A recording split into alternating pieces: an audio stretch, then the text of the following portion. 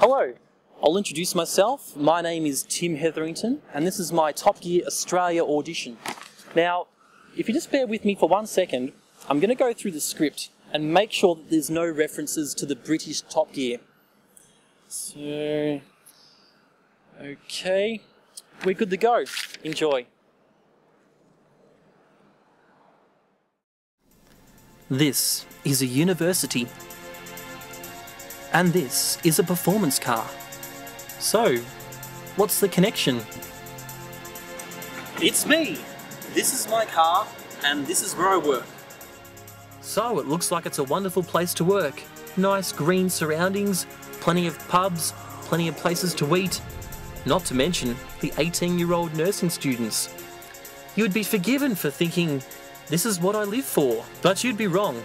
This is my brand new Mazda 3 MPS, which stands for Mazda Performance Sport or something. It's the wild child of the Mazda range. It does 0 to 100 in 6.1 seconds, 80 to 120 in, who cares, it's faster than a Porsche 911. And that's because it has a light body, just 1400 kilos. But it's got a 2.3 litre turbocharged 4-cylinder engine that puts out 190 kilowatts. The subtle exterior, in a way, is a good thing about the car, because the police and unsuspecting P-platers and their lowered Commodores, when they pull up next to you at the lights, they'll be none the wiser when you burn past them at 150 miles an hour.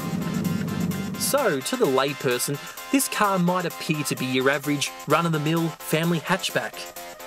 It gets you around town with minimum of fuss, a bit like James May's hairdresser on Half Price Tuesday. However, this car isn't all that it seems, and there's no badges or insignia to tell you what really lies beneath. It's like a nun with a tattoo of Ozzy Osbourne on her rear. Check out this. The interior of the car is a nice place to be. I like the way the dash lights up in a bright orange, especially at night. The red stitching on the steering wheel and the gear shifter look great. And the seats are comfortable, yet sporty. It's one of those cars you have to explain to people. Unlike a WRX or a Ferrari or a Porsche, you have to tell people how cool you are.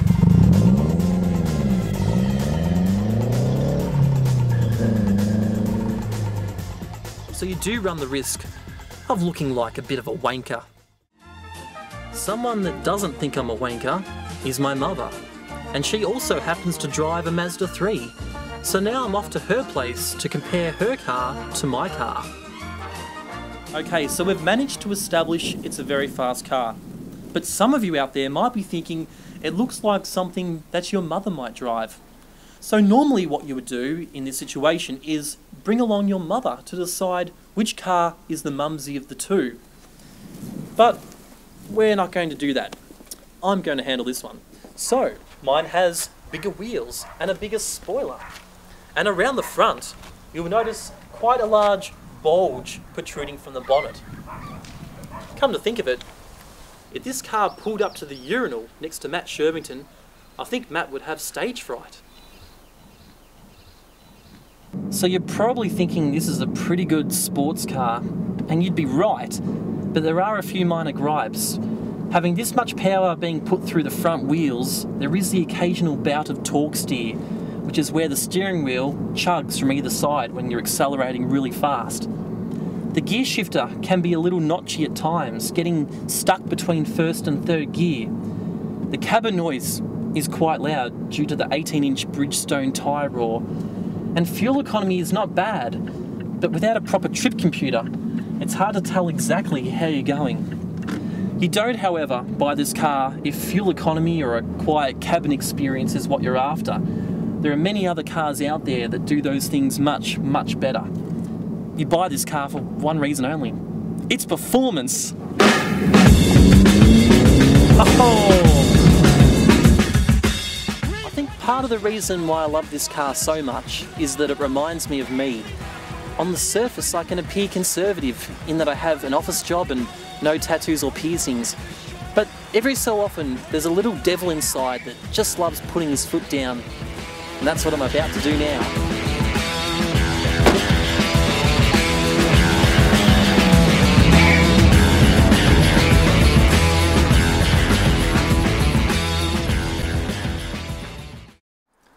Oh, you probably thought that was the end, but it isn't.